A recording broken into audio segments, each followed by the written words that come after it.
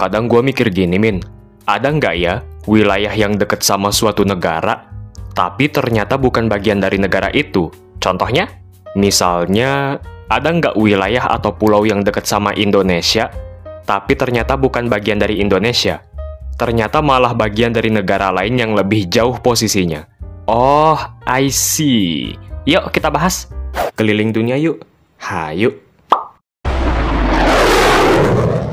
Hola amigos, ada beberapa wilayah di negara ini yang nggak kita sangka-sangka ternyata milik suatu negara yang posisinya berada di lokasi yang berbeda, bahkan cenderung cukup jauh, sehingga nggak jarang kita bertanya-tanya, wilayah itu sebenarnya termasuk negara mana sih? Nah, ada beberapa wilayah negara lain yang ternyata lebih dekat dengan Indonesia daripada ke negara asal wilayah itu. Salah satu contohnya adalah Kepulauan Andaman dan Nicobar, yang ternyata termasuk bagian dari negara India. Padahal bisa kita lihat di peta dunia manapun, posisi Kepulauan Andaman dan Nicobar itu lebih dekat ke Indonesia daripada ke India. Lantas kenapa terdaftar sebagai bagian dari negara India? Well, sebenarnya amigos, posisi suatu wilayah lebih dekat ke negara apa tidak otomatis membuat wilayah itu menjadi bagian dari negara yang ada di sekitarnya. Maksud Mimin, kalau mau contoh yang lebih greget, lihat aja tuh Prancis, sama Guyana Prancis. Negara konstituen Belanda sama wilayah-wilayah Belanda di Karibia. Beda benua lagi. Dan mungkin contoh-contoh lain yang bisa kalian temukan, yang lebih greget. Kalau kita lihat, titik terdekat dari Kepulauan Andaman dan Nicobar ke Indonesia adalah pada Great Nicobar, atau Nicobar Besar, dengan Pulau Benggala, yang merupakan bagian dari Provinsi Aceh, dengan jarak sekitar 164 km, dipisahkan oleh Great Channel. Sedangkan titik terdekat kepulauan ini dengan India adalah pada West Island dan Mangkadakia, yaitu sekitar 986 km. BTW, ini adalah hasil pencarian versi Mimin sendiri. Mungkin kalian kalau cari sendiri, ya hasilnya bisa jadi berbeda. Lantas jawaban yang bisa kita dapatkan muncul dari mindset sejarah. Yoi, karena ada sejarahnya, sehingga kepulauan ini menjadi bagian dari India. Pada bagian sejarahnya, Kepulauan Nicobar menjadi salah satu bagian penting dalam jalur atau rute perdagangan yang menghubungkan India dengan Asia Tenggara, dan beberapa kali disebutkan oleh penjelajah abad ke-5, seperti Faxian dan Yi Qing pada abad ke-7. Pada abad ke-11, Kepulauan Nicobar juga pernah dijadikan pangkalan angkatan laut oleh Mudalam Irajan Dera Solan dari dinasti Solan asal Tamilagam saat ia sedang menyerbu Asia Tenggara. Dan sejak masa inilah, Kepulauan Andaman dan Nicobar menjadi salah satu jalur perdagangan.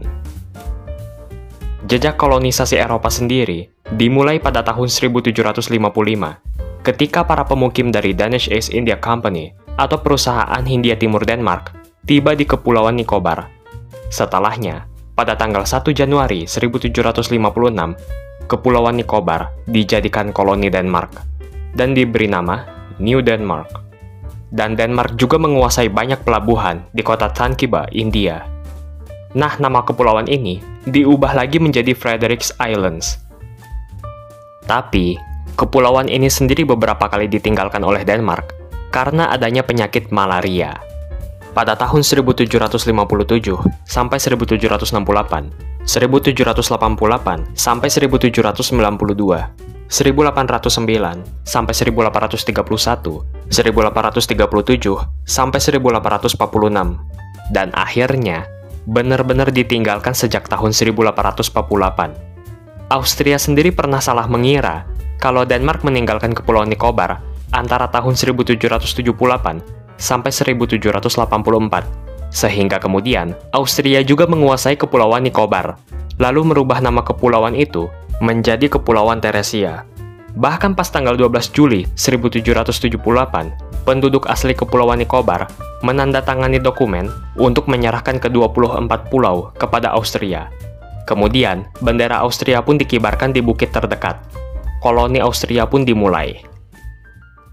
Tapi orang-orang koloni mengeluhkan kekurangan air minum dan makanan di kepulauan itu.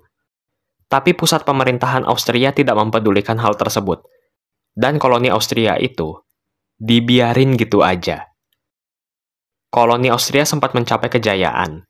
Sampai akhirnya, pemimpin mereka yang bernama Gottfried Steil meninggal pada tahun 1783, sehingga para koloni memutuskan untuk meninggalkan kepulauan itu pada tahun 1785. Ya, pada saat yang bersamaan, Denmark juga mengirim kapal perang untuk mengusir koloni Austria. Denmark sendiri menjual Kepulauan Nicobar kepada United Kingdom pas tanggal 16 Oktober 1868, yang mana pada tahun 1869, Kepulauan Nicobar menjadi bagian dari British India. Eits, ini kan Kepulauan Nicobar. Terus gimana dengan Kepulauan Andaman? Kepulauan Andaman juga memiliki sejarahnya sendiri, dengan modelam Irajan Dirasolan. Sama seperti Kepulauan Nicobar.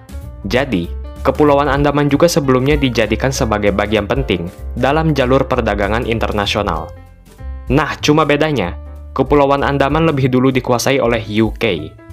Pas tahun 1789, UK melalui Bengal Presidency menciptakan pangkalan untuk angkatan laut serta koloni narapidana di Pulau Chatham yang berlokasi di sebelah tenggara Great Andaman. Nah, pangkalan itu diberi nama Port Blair. Kepulauan Andaman dan Kepulauan Nicobar akhirnya dipersatukan pada tahun 1872 dengan pusatnya di Port Blair. Oke, mulai dari sini udah mulai kelihatan kenapa Kepulauan Andaman dan Nicobar justru menjadi bagian dari negara India, dan Port Blair yang nantinya akan menjadi ibu kota Kepulauan Andaman dan Nicobar. Buat amigos yang belum tahu, kolonisasi di India dilakukan juga oleh UK.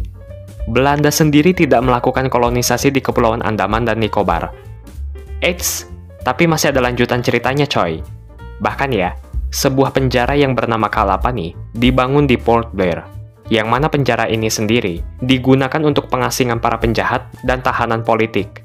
Begitupun terhadap para aktivis kemerdekaan pada masa perjuangan kemerdekaan India. Pada masa Perang Dunia Kedua, Jepang juga pernah menduduki Kepulauan Andaman dan Nicobar, yaitu pada tanggal 23 Maret 1942. Bahkan pasukan Jepang memenjarakan para petugas UK. Pokoknya terjadi sejarah yang kelam selama pendudukan Jepang di kepulauan ini. Singkat cerita, pada tanggal 15 Agustus 1945, Laksamana Madya Jepang, Teizohara, dan Mayor Jenderal Tamenori Sato menyerah kepada Letnan Kolonel Natu Singh, yang merupakan seorang petugas dari Rajput Regiment. Kejadian ini terjadi di atas kapal perang Angkatan Laut Kerajaan HMS Sandbar, dan setelahnya, Kepulauan Andaman dan Nicobar secara resmi dikembalikan kepada United Kingdom. UK sendiri mengumumkan kalau mereka berniat untuk tetap mempertahankan Kepulauan Andaman dan Nicobar.